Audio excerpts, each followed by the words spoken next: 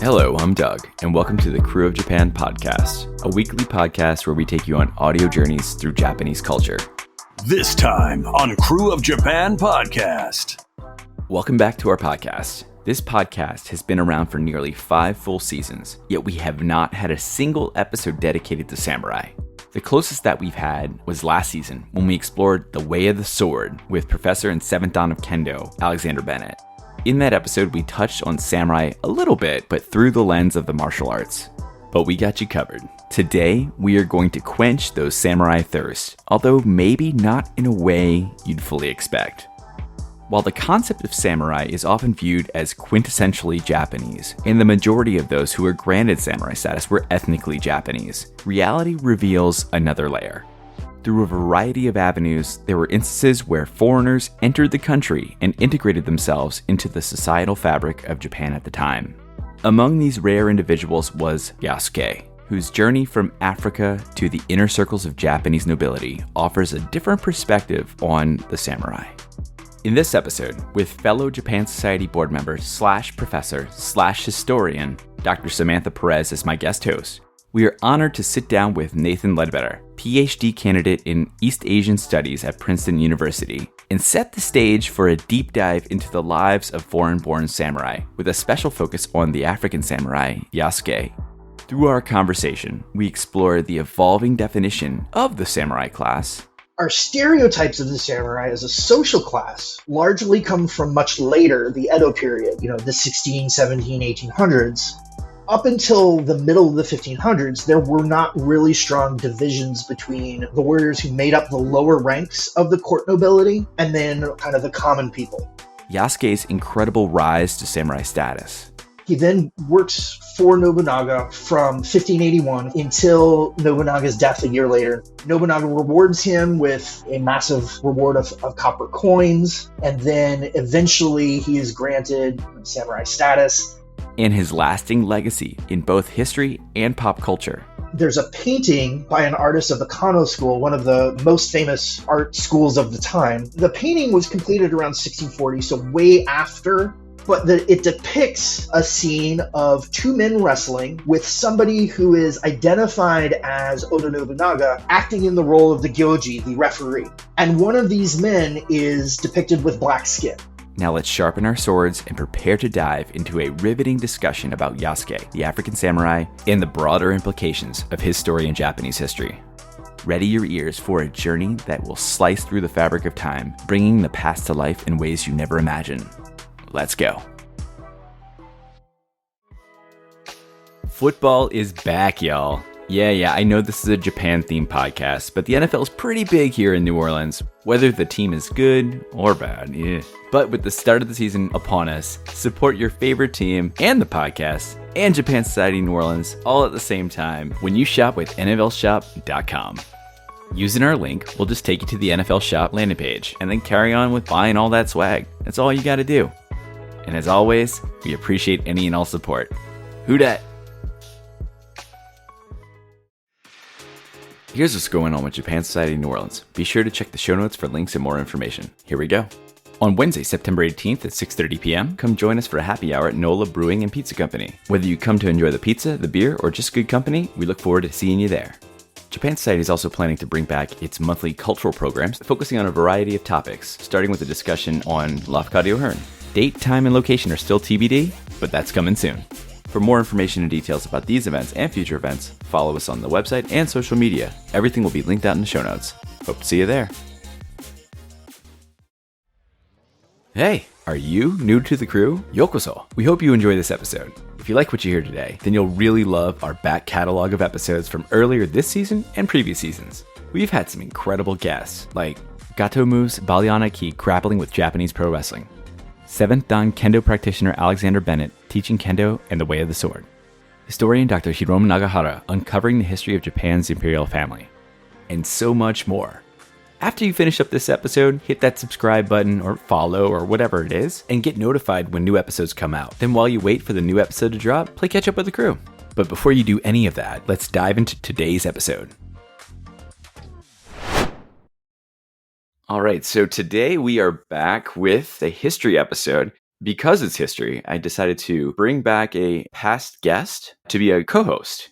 Dr. Samantha Perez of Japan Society New Orleans is joining me today as my guest host in place of Jennifer. Jennifer's off gallivanting in Kyoto right now. She's living a good life. Yeah. So Samantha's joining us today. And hello. How you doing, Sam? I'm great. Good? How are you? It's good to be back. Oh, yeah. Glad to have you.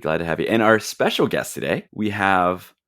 It's funny because I actually met him through a podcast, but I didn't actually meet him through the podcast, but I heard his name come up multiple times during a Shogun podcast that Bald Move does. And he would write in all these long, awesome, insights into things going on in Shogun.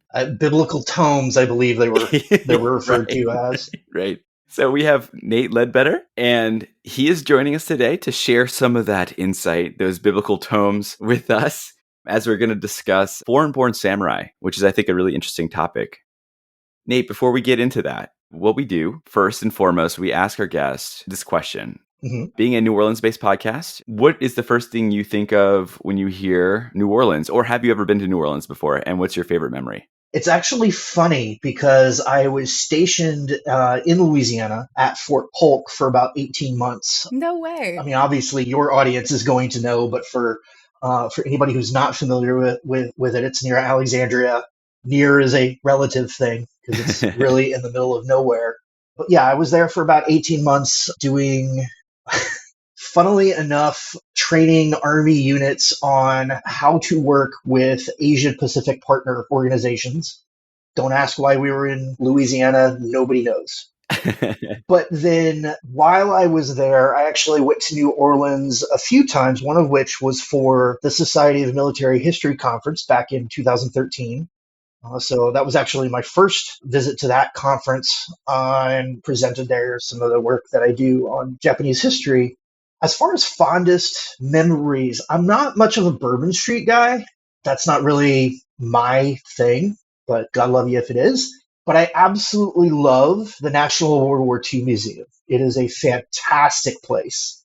We took several trips, some of which were just to go there, take my son, who was, little at the time, just graduated high school, but at the time he was little and he loved it. And it's a wonderful museum. So yeah, that's probably my favorite thing about passing through New Orleans at the times that I did. Yeah, and it keeps growing. It is massive. Yeah. The facility, I think they just keep buying land around and expanding it out. It's not a one-day museum. I mean, I guess it could technically be one-day museum, but there's so much to really ingest it. You need multiple days, I feel like. Yeah, there's so many resources there, and there's so many smart people that I know, not necessarily personally, but reputationally, mm-hmm. of scholars who are working there or work with the staff there to put stuff out. So it's just a great place. Highly recommend. Yeah. Shout out to the National World War II Museum. They are actually a corporate member of Japan Society New Orleans. So shout out to them. Last year, we actually had them. We were advertising one of their events they were doing called Go for Broke, and it was a really great exhibit. Oh, yeah. Yeah. Oh, you've heard of it? Well, I'm guessing from the name that it has to do with the Japanese American soldiers of the 441st. Yeah. Yeah. It was a fantastic exhibit. Photographer Shane Sato photographed all these older gentlemen. Basically, they kind of refitted them into their uniforms. We actually had a sit down with him back in March. It was really, really awesome. But we got to see the exhibit, and it was a really, I didn't really know too much about that before that. So it was really eye-opening and really kind of got to see the experiences of those Japanese Americans going through that, not just here on the mainland, but also in Hawaii, and how the experiences were different. Yeah, I learned a lot about that when I was in Hawaii. That's where I did my master's work. And there's so much. And it's kind of you have your dream list of things that you one day want to spend some time researching or maybe work into a class. And the Japanese American World War II experience, particularly of those serving in the military, is definitely one that I find fascinating.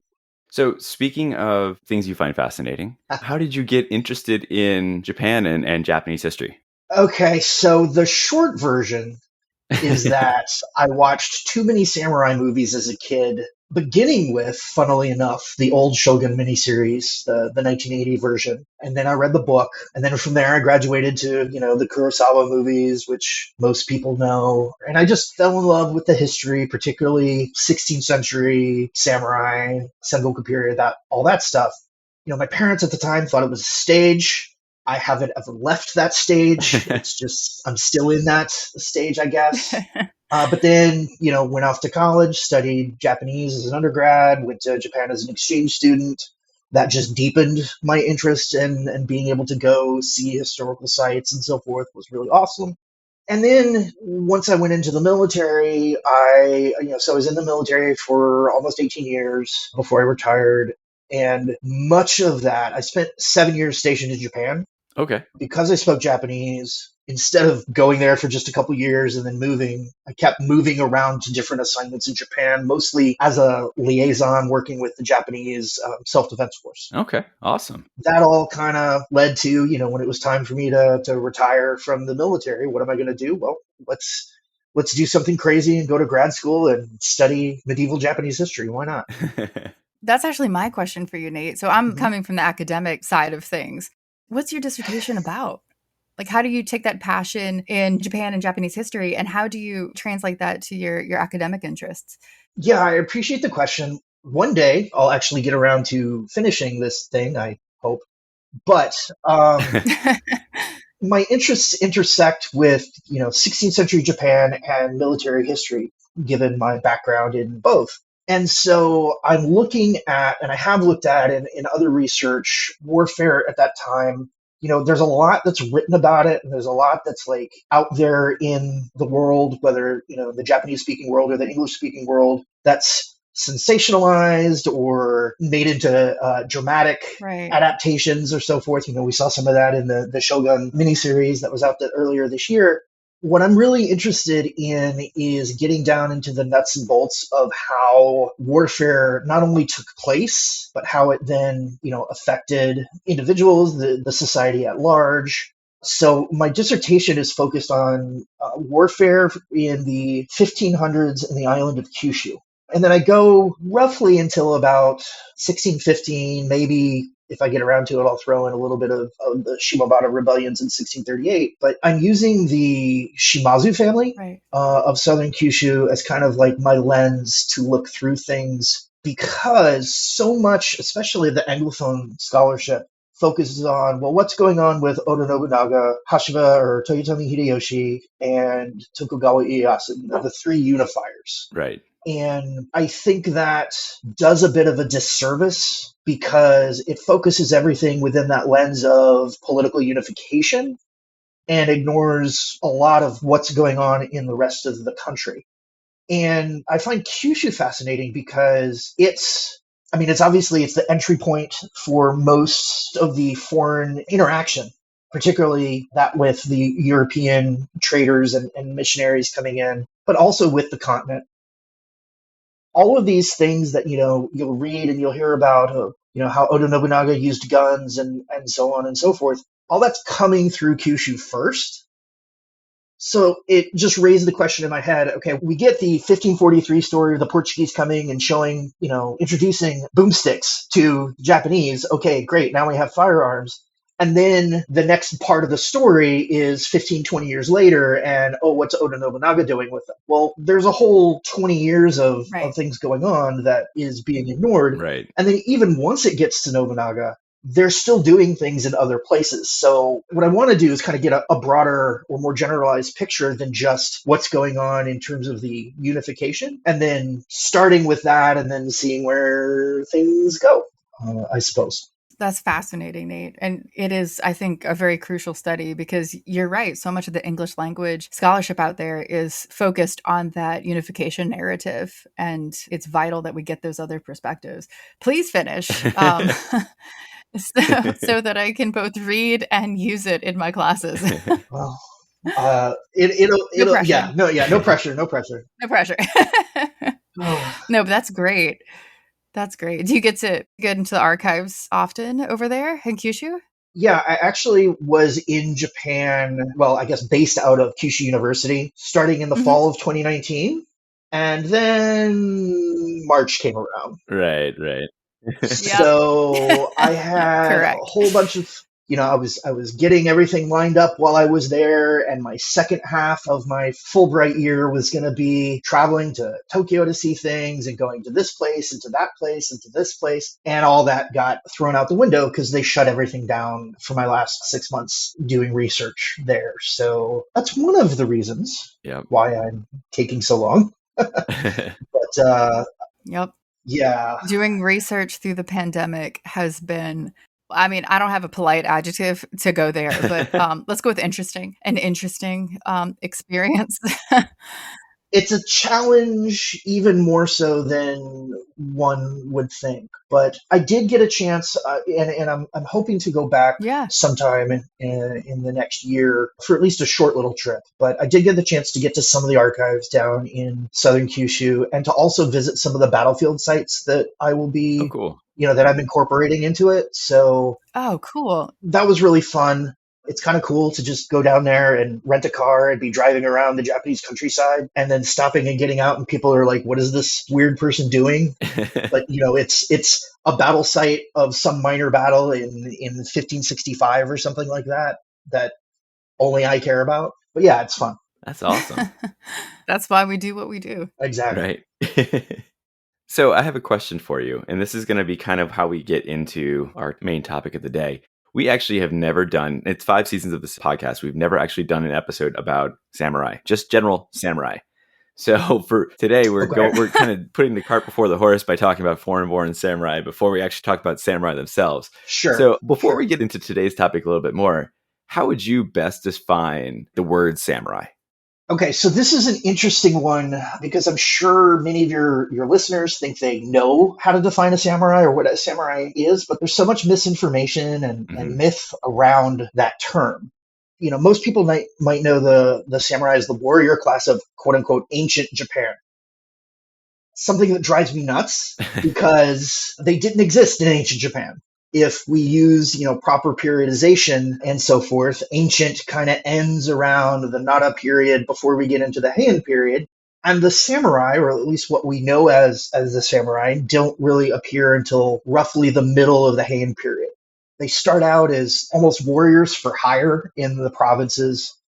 One of the things you have to understand that I don't want to spend too much time on, but like Japan in the Nara period developed this, very complicated bureaucratic government system, which included a conscript army and all sorts of stuff. It was built along Chinese lines that they borrowed from the Tang Dynasty. And the point of that was to defend against foreign invasion because they were worried about the Tang and events on the Korean Peninsula.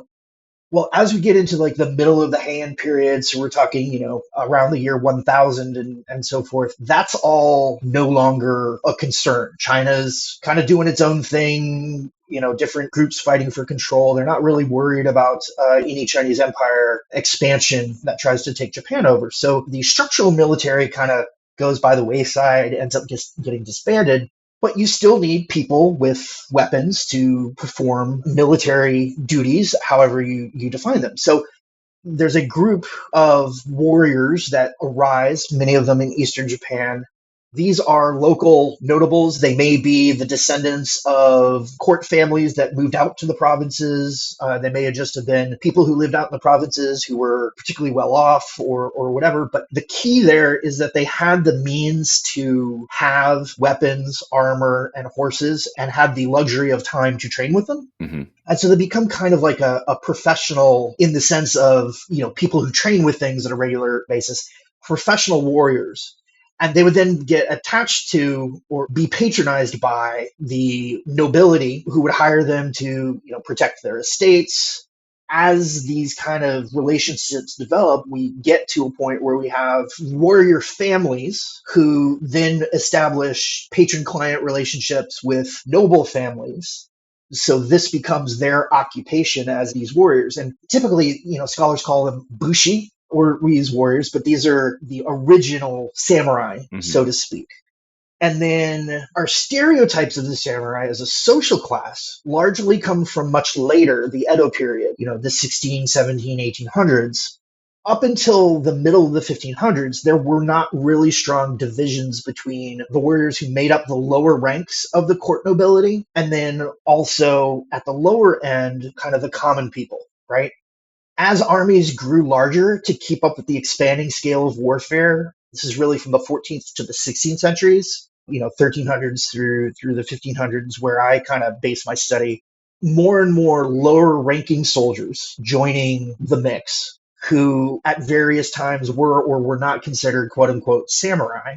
Often they were called ashigaru, which literally translates as light feet. It's easiest to think of them as just kind of like the low foot soldiers, right? I don't like often to compare samurai to knights because I think that's too misleading a characterization. But if you do think about it, you have, some of these warriors who are of an upper level, minor nobility. And then you have the warriors that make up the bulk of the army are drawn from the commoner class and so forth. All of this could be covered under the term samurai, maybe not, until we get to the 1580s and 1590s. When the general who is in control of all of Japan, Toyotomi Hideyoshi, enacts a series of laws that create a sharp division between different social classes, one of which is the warrior class. It's not until the 1580s, 1590s, 1600, around the time that we're talking about today with the people that we'll talk about, where you can actually say that there's a social class called the samurai. Then that becomes kind of the basis of society for the rest of, as we get into the Edo period underneath the Tokugawa regime. And that's where our idea of, you have the samurai and then the peasants and then the artisans and then, merchants, the four social classes according to Confucian hierarchy, right? That's where that kind of idea originates and comes from and gets hardened into the social divisions that we're familiar with. Okay. That's great. That's great. That was a very nicely done narrative of getting from the kind of origins of the samurai to how this gets kind of formalized in the Edo period, along with so many other things that get solidified in the early Edo period. Thank you. And what's really interesting to me is that a lot of the kind of popular assumptions about Japan and what Japan is like for the kind of general audience, a lot of that is coming from the Edo period. Absolutely. Yeah. I taught a class on the samurai this past semester, and that's what so much of our focus was. We started with kind of going over what the pop images were that the students knew, starting at the back, but then working forward and not only learning what the reality of the samurai was, but how did these ideas develop? And the students really, really seemed to enjoy that. So, well, whenever we do our samurai episode in the future, I'll have to circle back and then you know where to find me. Yeah. I think you're begging for your season 6 debut. I know, right? As we're moving now we have a good definition of what samurai are, who they were, where they fit into the social hierarchy of Japan over time. We're going to kind of narrow down into the Sengoku period and like kind of the early times of the Edo period today when we're talking about these foreign-born samurai. And specifically, the two that we're going to focus on are Yasuke and William Adams. Before we get into that, can you help briefly set the historical landscape of Japan at that period of time? What was the setting? How are we going to set the stage for these foreign-born samurai to start to emerge? You mentioned the term Sengoku Jidai, so that literally kind of translates as the Warring States period. And it's called that because this was a time of relative instability, lack of political control. For much of the 14 and 1500s, there was very little central control, or what central control there was from the government in Kyoto was very limited. Over the previous centuries, the imperial court in Kyoto had delegated control of the military establishment to a succession of warrior governments under the leadership of a shogun. The Japanese term for these governments is a bakufu. In English, you often see the term shogunate. But that's these political organizations run by a shogun, which essentially establish control over the military, over the samurai class, as it were. By the early 16th century, the current shogunate under the Ashikaga shoguns had lost effective control over administration of the provinces due to internecine succession conflicts within the ranks of both themselves and their major supporters. The phrase often just used to describe kind of this situation is called gekkokujo, which literally translates as the low overthrow the high. What I mean by this is not like a class struggle where, peasants rose up and overthrew the aristocracy or something like that. It's more that the shogunate and the major military governors that made up its major retainer band They were focused on their conflicts in power going on in Kyoto. 1467 to 1477, we had what's called the Onin War, which is essentially this disintegration into two sides based off of a variety of succession struggles, again, both in the Ashikaga house and in the subordinate houses that supported them. Mm-hmm. So they're focused on that, and that's most of the fighting, not all of it, but most of the fighting is going on in the Kyoto area. Well, that means all the major military governors, all the warlords are in Kyoto dealing with that. Right.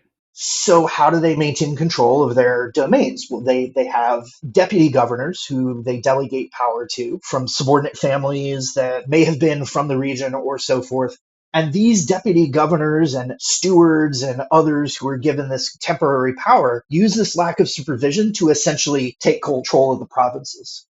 The Onin War never really ends. It just kind of fills us out of the larger families who had supported the Ashikaga. Some of them were destroyed or completely weakened beyond repair. Some of them went back to the provinces and found out, oh, I'm not in control of these provinces anymore like I thought I was. Mm-hmm. Others of them are able to go back and reestablish control. We mentioned the name Oda Nobunaga. The Oda family is one of these deputy families that governed Owari province in the absence of the Shiba family, who were the official military governors, and then were able to eventually take control for themselves. Mm-hmm. The family that I study for my research, the Shimazu family, is one of these that had been military governors for about 400 years at this point, but were able to reorganize themselves, reestablish control over their wayward subordinates, and continue on. Mm-hmm. So you have a bunch of different models going on, but it is a time of great flux politically and socially. Cool. Well, not cool. That's not cool, So being in flux is probably not very cool for, those with the power and without it. Right. So we mentioned Oda Nobunaga a few seconds ago. That brings us to our first foreign-born samurai that we're going to talk about. From my understanding, there's not much documentation on Yasuke. He's mentioned here and there a few times. There is some, I forget where it's documented, but do you know how Yasuke came to be in Japan? How did he get over there?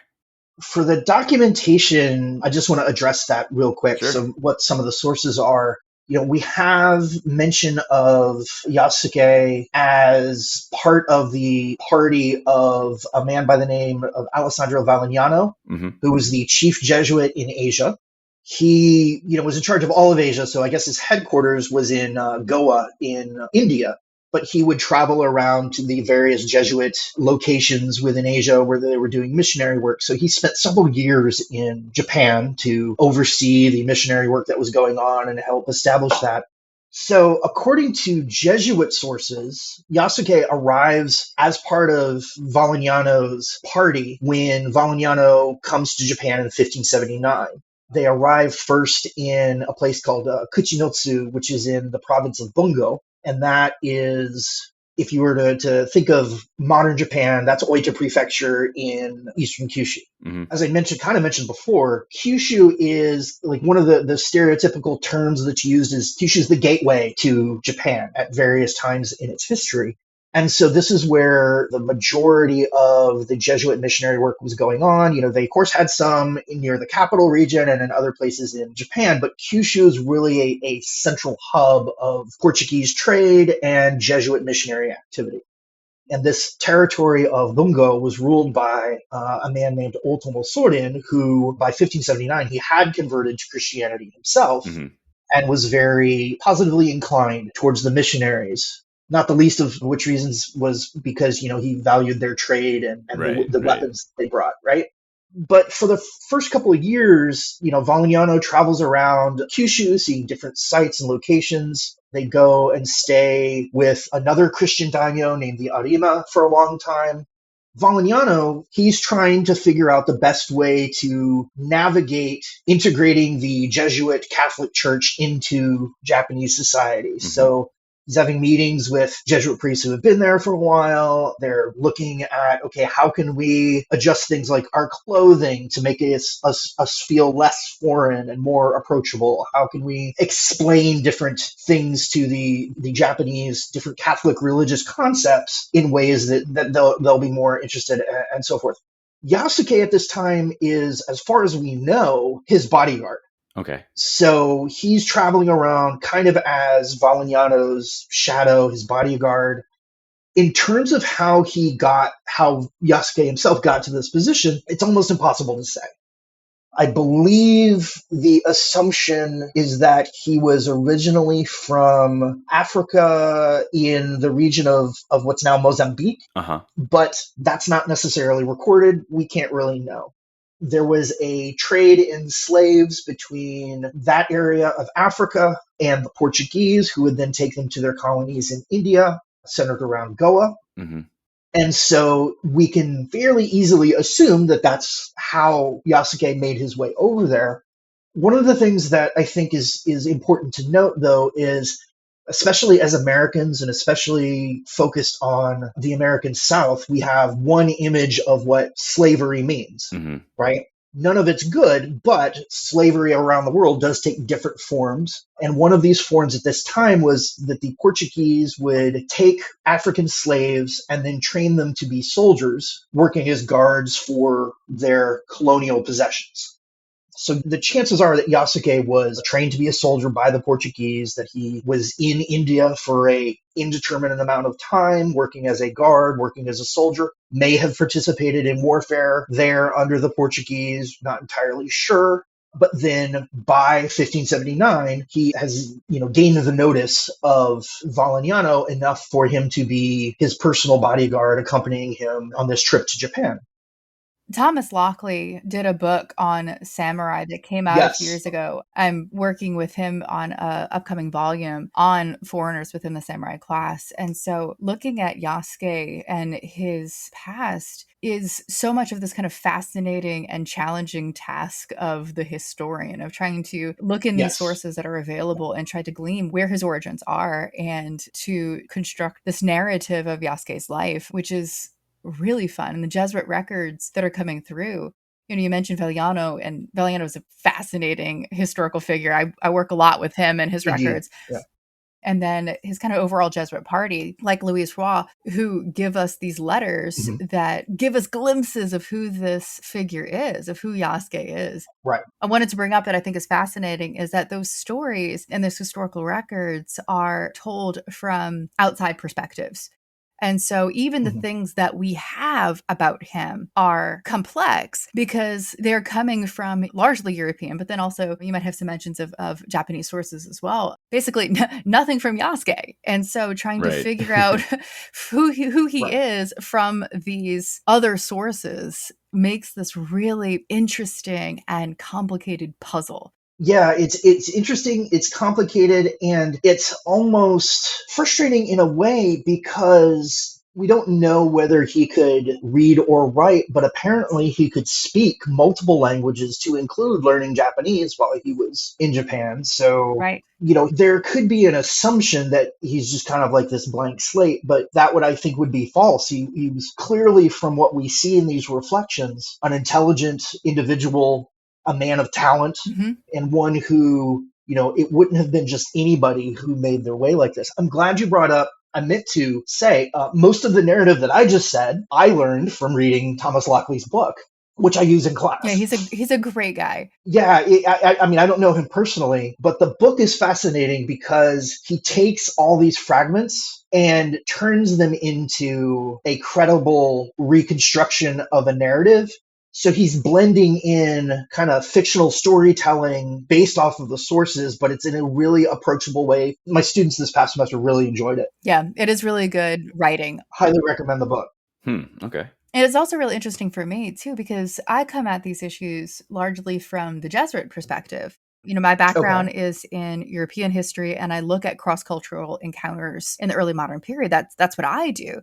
And so why I also like this book is that we're looking at the Jesuit mission from this very unique perspective. That's something that's not quite Japanese, not quite Western European, and gives us a little bit of a different analysis, a different interpretation of this mission. Well, and as we will see kind of as we talk about Yasuke, he's not really of one or the other, but both sides find ways to use him. And it's very interesting. One of those sides being Oda Nobunaga, right? Yes. How would you describe some of those interactions based on the sources that we have available to us? What were his interactions with Oda Nobunaga like, and how did he eventually get elevated to the samurai status itself? Let's talk first about kind of how he even makes his way from, we talked about he was with Valeriano traveling around Kyushu. In 1581, Valeriano goes to central Japan, arrives at the port of Sakai, and then travels from there to Kyoto. And of course, Yasuke is part of his entourage. At ports like Sakai or the ports in Kyushu that they'd been at previous to this, it wasn't unusual to see people of African or Indian descent. They often made up large parts of the crews of some of the Portuguese ships. Many of them could be described as slaves, but they could also just be described, they made up the sailors. We say things like the Portuguese came to Japan and traded with the Japanese, but really the individuals involved crewing these ships, moving the goods from one place to the other, were a mix of people from various cultures and so forth, even if the top people were Portuguese.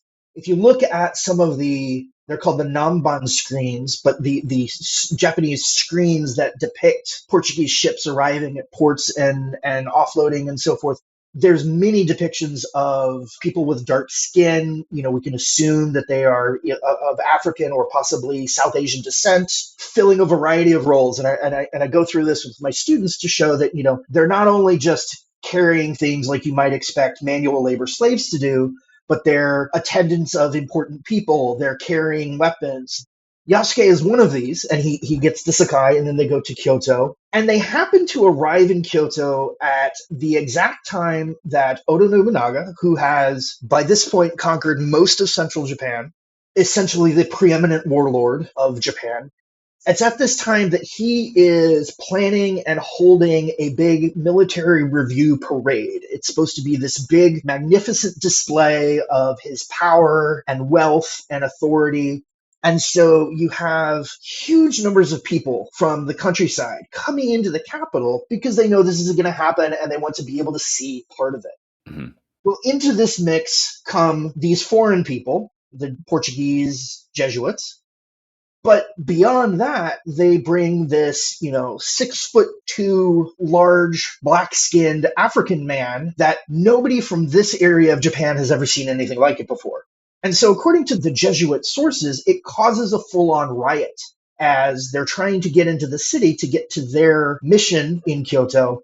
The people turn into a mob because they're all trying to get a look at Yasuke, this amazing wonder from outside Japan, this man with black skin, because it was just not anything that they had ever seen before. They finally make it to the mission, and then shortly after they get a notice. A messenger comes from Nobunaga saying that he wants to see Yasuke, that the Jesuit priests are to come to have an audience with him, and they need to bring this man because he has heard of these wonders. So that's how we get to their first meeting. Mm-hmm. The other really interesting thing about Valeriano is that he is so micromanaging. And you know what? I said about this. He is very particular in appearances and processions and how things are promoted, how things are displayed. He's very interested in this. You see it in his effort in Japan, and you also see it in how I originally came to all of this is through the Tensho embassy that happens, where he orchestrates this ambassadorship. Okay. And I don't mean to speak disparagingly, but of these young boys, because they are early teens when they come over and they do this kind of tour across the Mediterranean, but they kind of come down Italy. They go to all of the hot spots. They go to Florence. They go to Venice. They go to Rome. They see the election of a new pope. And again, I say what I say. He micromanaged this kind of tour. And so the idea of appearances and processions and of display is so important for how he's interpreting this mission of communication in general, communication of power and authority and of faith. All of that's really important to Valeriano, which is really cool to see how Yasuke then fits into this kind of unexpectedly in a way. Absolutely. I just want to kind of riff on that point for a second, if I may, because part of Valeriano's obsession with this is he knows that presentation makes a lot of difference in these foreign countries that he's dealing with, particularly China and Japan. And, anybody who's studied the Jesuits in China will know Matteo Ricci and that whole side of the story. and the adaptations that they did to become accepted by the Chinese court. It's much the same in Japan. When Francis Xavier gets there in 1549, he's initially going completely the wrong direction by trying to display humility and poverty and so forth. And it takes him a little while, but he realizes that he's completely barking up the wrong tree, that the way to get the Japanese to pay attention to you is to do all these proper forms of dress and behavior. And why are they going to listen to somebody who looks like a ragamuffin poor person? They're going to listen to somebody who's got their stuff together. So Valignano kind of runs with this when he's there. He is partially there because there are some Jesuit priests who are assigned to Japan who don't understand that. And they just see every foreign person as a savage, and why should we cater to their interests, and so on and so forth. And Valignano kind of gets there and he puts his foot down and says, no, this is a civilized country. They have their ways of doing things. We need to adapt if we're going to make any headway. And Yasuke fits in this because having a giant 6'2" mountain of a man who is not only obviously very strong and gifted and capable, but almost an oddity, lends this sense of mystery and awe, right? And so enhances the prestige of Valignano himself, but also the Jesuits in the eyes of those who see them, including the Japanese. We'll get to just a minute how this then shifts to the Japanese side of things. I do think you're exactly right. This idea of spectacle Yeah. and Valignano Yeah. is so important in conveying the kind of authority of the Jesuit order. And, you kind of asked, and I'll give you an example too. Valignano in linguistics is really cool. And it kind of backs up what you're saying here about the attention to Japanese character and Japanese customs. They had been making some efforts in terms of learning Japanese, but really Valignano comes in and he's the one that's going to encourage tremendously the study of the Japanese language to help with the conversion efforts. Right. So I think that kind of speaks to what you were just saying as well. Yeah, absolutely. He is a fascinating guy. And, Louis Froy or Fra, I've heard it pronounced multiple ways. He's another Jesuit at this time, and he's kind of a Japan lifer and becomes one of the few that really becomes fluent and in a, able to talk to in a diplomatic sense kind of thing. And it's his work, many of his letters, and also his history of Japan that he writes that we use for a lot of the non-Japanese sources about this time. So now we're at the point where Yasuke is going to go meet Nobunaga. So I'm going to read from a work called The Chronicle of Lord Nobunaga, or in Japanese, the Shinsho Koki. It's by a man named Ota Gyuichi, who was Nobunaga's personal secretary. So for most of the source, it's generally considered fairly reliable, about as reliable as you can get. Okay. I'm reading this from the translated version by JSA Elisonis and Jerome Lamers that they published. So it says, on the 23rd of the second month, a blackamoor came from the Kiristan country. He appeared to be 26 or 27 years old. Black over his body, just like an ox, this man looked robust and had a good demeanor. What is more, his formidable strength surpassed that of 10 men. The bataren, which is a Japanese word for the Jesuit priests, brought him along by way of paying his respects to Nobunaga. Indeed, it was owing to Nobunaga's power and his glory that yet unheard of treasures from the three countries and the curiosities of this kind came to be seen here time and again, a blessing indeed. Okay, so I'll cut off there. But again, here's the Japanese side of it, talking about how the fact that this African man came and was presented to Nobunaga speaks of the idea that people from foreign countries who have never been to Japan before are coming to see Nobunaga's majesty. And, what a wondrous thing it is, right? Yeah. So that's their first meeting. And then what that source translation right there doesn't describe, but what is attested to, I believe, in the Portuguese sources, is that we have this event where Nobunaga is suspicious. He doesn't believe, or he's wondering if perhaps the Jesuits painted Yasuke in order to make him appear black. So he has his skin color tested by, they bring in buckets of water and he attempts to rub it off. And again, this is in various stories and so forth, but I believe it is attested to in the cartas, the letters of the Portuguese missionaries. When he can't, Obviously, it's not going to come off. It's his skin color. So that's when he realizes, okay, and he's even more amazed. And it's at that point that he really develops this interest in Yasuke. By the end of the time of Valeriano's stay in Kyoto, they negotiate many things because they're trying to get Nobunaga's authority and patronage and so forth. In addition to various gifts that were exchanged and so forth, one of the things that they decide to give Nobunaga is Yasuke. So he offers, hey, I will leave you my bodyguard.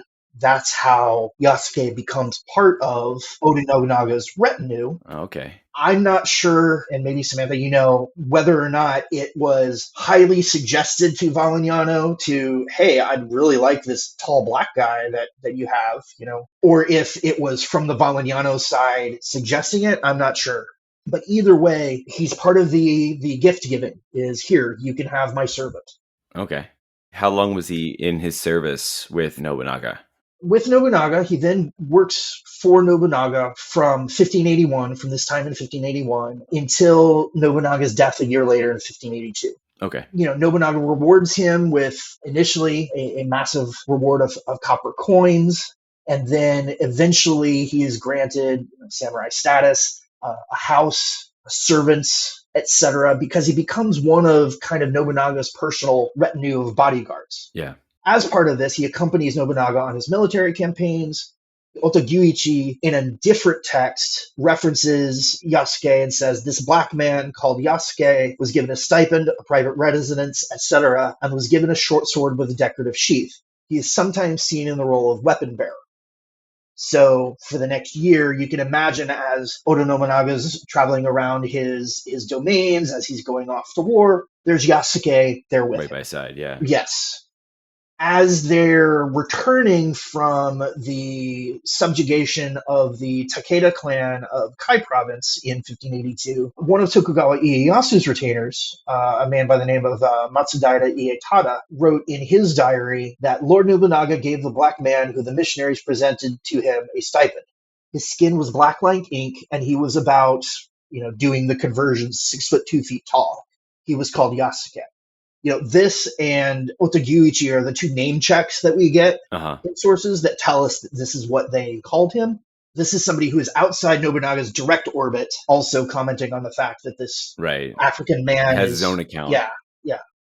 One of the things that it's also said that Yasuke was involved in, because he was superhumanly strong, at least in the eyes of the Japanese around him, Nobunaga liked to hold impromptu sumo tournaments and pit his retainers against each other. And so there are innumerable stories of Yasuke participating in these and taking on 2 men at once, or, legendary feats of strength kind of thing that we don't know, how accurate any of it is. But there's a painting by an artist of the Kano school, one of the most famous art schools of the time, art families of the time, that's depicting it. The painting was completed around 1640, so way after this time. But it depicts a scene of 2 men wrestling with somebody who is identified as Oda Nobunaga acting in the role of the Gyoji, the referee. And one of these men is depicted with black skin. So the conclusion that we can draw from this is that at the very least, these stories of Yasuke participating in these wrestling matches were well known enough that 70 years later, artists are depicting them in their artwork. Okay. I know the image that you're talking about. What's really interesting is that coming from 1640, this is coming after the Seikoku edicts have effectively, and we can quibble over that, but effectively, closed off access to Japan. And here they have this foreigner who may or may not be Yasuke, right? But this foreigner participating in such a traditional Japanese event, which is super cool to me as this layer of analysis. Oh, absolutely. Like I told my students when we were going over it this past semester, we don't know for sure because it's not like it has a name label on it that says this is Yasuke and this That'd is make our job way too easy. Come on. Right. But how many people with dark skin, if we're going to say it's not Yasuke, then we're not even sure that we could say that it's actually an African. Right. Because it's this piece of art. But how many people with skin dark enough to be representing either African or South Asian of some type would be in the position to be sumo wrestling with somebody who looks like Oda Nobunaga Right. being the referee. I'm with you. I'm with Right. you. Right. I also think it's really cool how that memory has become passed down for decades now, you know? Yes. And I'd be remiss if I didn't say that all of this is also covered in Lockley's book, which again is great. Absolutely. Go get it. They won't need to after this episode. So you mentioned that Oda Nobunaga died in 1982? 1582. Why did I say 19? Oh my God, 1582. Wow, 400 years later. We'd have a lot more records to work with if it were 1982. Indeed. I don't know why I went to the 1900s. But so 1582. So what happened with Yasuke after his death? That's an excellent question. So Yasuke was present at Honnoji, the temple where Nobunaga was staying at the time that he was attacked and assassinated by one of his subordinates named Akechi Mitsuhide. The story that I have heard most is that he escaped the Honnoji, went to the location where Nobunaga's heir, Oda Nobutada, was staying in order to help support him. But then Nobutada was then attacked by Akechi's army and defeated and committed suicide. And at that point, Yasuke was captured by Mitsuhide's soldiers, who then returned him to the Jesuit mission in Kyoto. The idea floated for this, I have seen, is that since Akechi was, not only staging a coup, but then had to think about, okay, how am I going to stabilize things once I have eliminated Nobunaga? That he thought that by giving Yasuke back to the Jesuits instead of killing him, that would somehow help smooth over relations with them. Okay. He doesn't last very long. He dies 13 days later when Toyotomi Hideyoshi comes and crushes him to take revenge. But that's the idea anyway. So we know that Yasuke goes back to the Jesuit mission. From there, it's a matter of speculation. I'm going to refer back to Thomas Lockley again, who places him in 1584 at a battle in Kyushu that takes place on the Shimabara Peninsula called the Battle of Okinawate.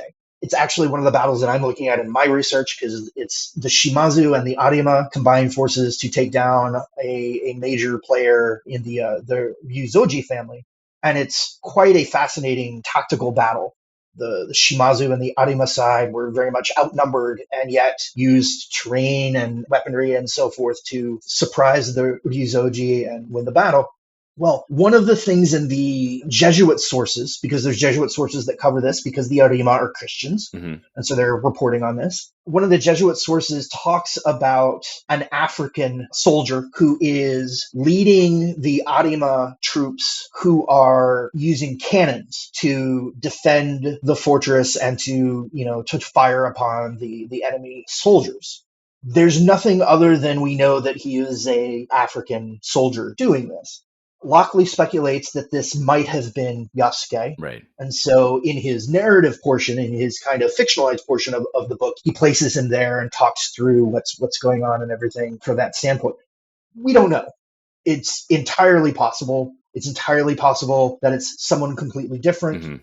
But it is interesting, to get another glimpse of an African soldier in the pay of the Portuguese making a impact on the Japanese battlefield. At least for me, for what I study, it's pretty fascinating.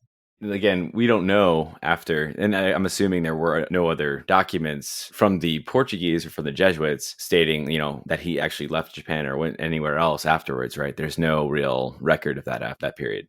Not that I'm aware of, and not that, there's, I think, a couple story threads that actually Lockley talks about kind of in the postscript to his book, where he's talking about how we don't know really what happened to him. Yeah. But, there's a legend that he went over here and did this or went over there and did that. There's a samurai warlord by the name of Kato Kiyomasa, who was a particularly important general in the invasions in Korea, who apparently had at least one African descended soldier fighting with him in Korea. Was it Yasuke? Was it somebody else? We don't know. Who knows? Right. But for me, as both a researcher and as a teacher, I chose to spend an entire lecture on this episode and kind of the idea of Yasuke with my students to kind of draw out this whole idea that who is a samurai? What is a samurai? Well, it could be many things, and it didn't have to be this genetic lineage from 1,000 years before or something like that. That a figure like Yasuke was present in Japan, was considered a valuable warrior enough to be given this sort of status, and then that there are other instances where there may or may not have been similar figures. Yeah. So with Yasuke and I feel like he's gotten a little bit of spotlight put on him over the last decade or so. I feel like his name has popped up a lot more recently. On social media, you see like some threads and whatnot on Twitter making rounds, but there's also been some depictions of him in pop culture. There's a fictional anime series that's on Netflix that came out a few years ago. He's about to be one of the primary characters in the upcoming Assassin's Creed game. Indeed. What are some other notable depictions of Yasuke that you are aware of in pop culture? I really don't think there's a whole lot from the time, from shortly after, like basically when we were talking about the painting in 1640. Like, I think there's some mentions here and there in different stories and works, but really the first pop culture reference I'm aware of is a 1968 book called Kurosuke, which is, it was a Japanese children's book written by Kurusu Yoshio. Uh-huh. And it riffs on the story of Yasuke. He comes and he's serving Nobunaga and they become best friends and so on. And it makes for a great, children's book, etc.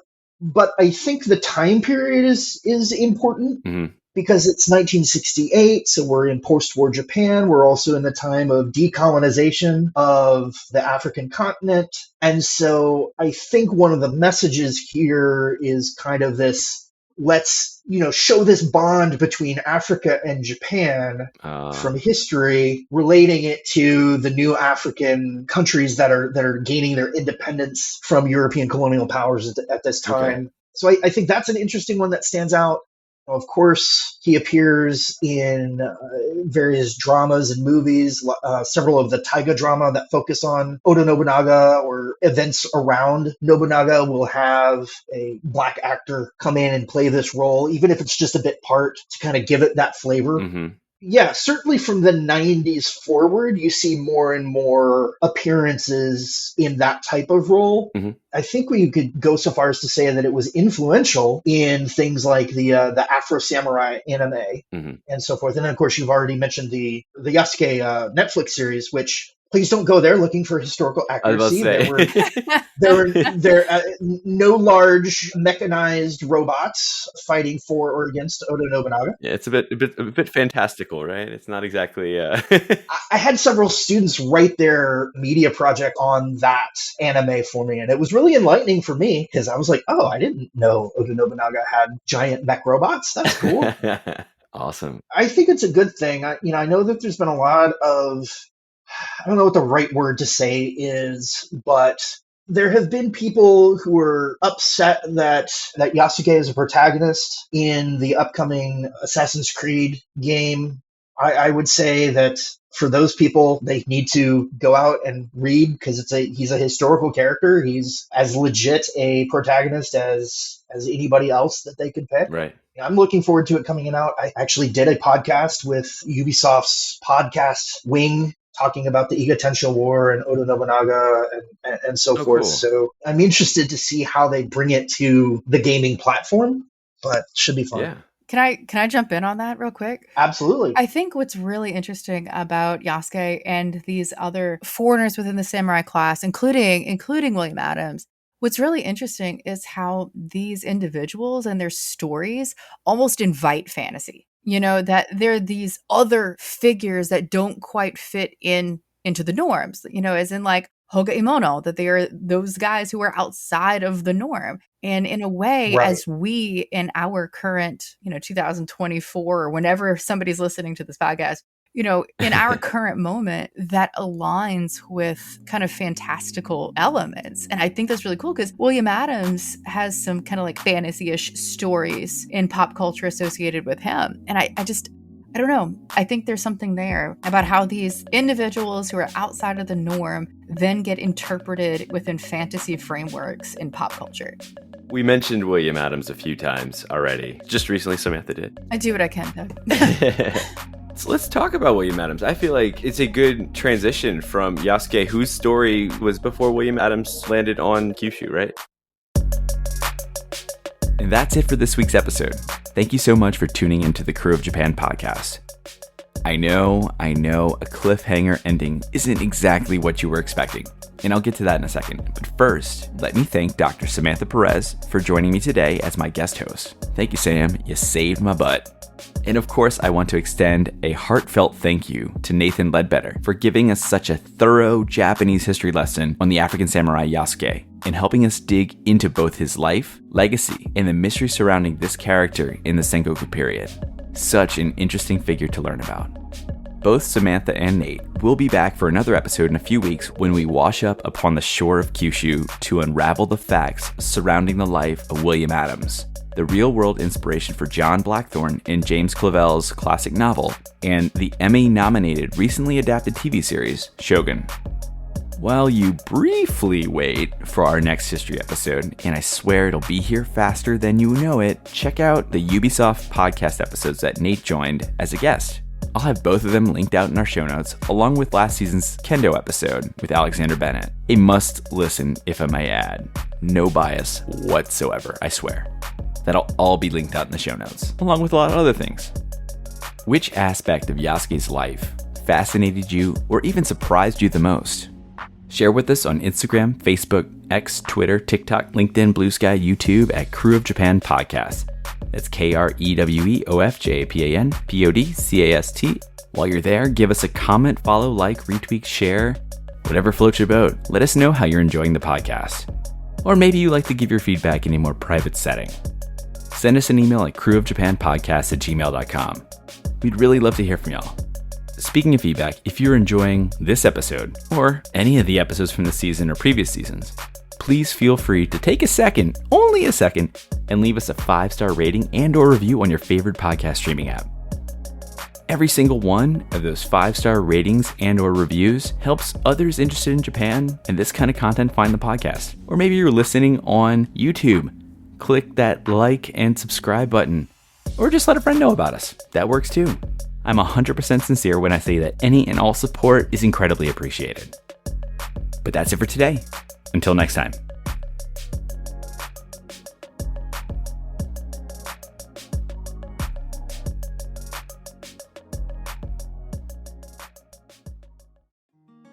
Looking to start your own podcast and don't know what platform to use? Tell me about it.